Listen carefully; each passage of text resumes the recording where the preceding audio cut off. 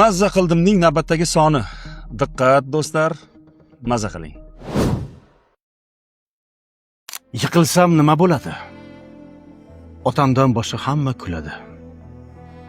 O'lsam nima bo'ladi? Onamdan boshqa hamma unutadi.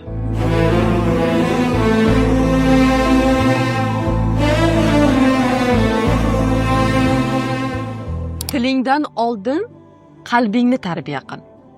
Chunki so'z oldin qalbdan kelib, keyin tilga chiqadi.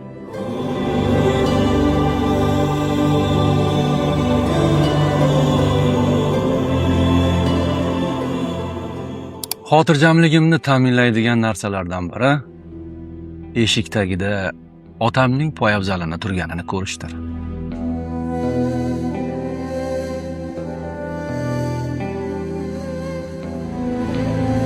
Omonat nima ekanligini biladigan erkak albatta itoat nima ekanligini biladigan ayolni uchratadi.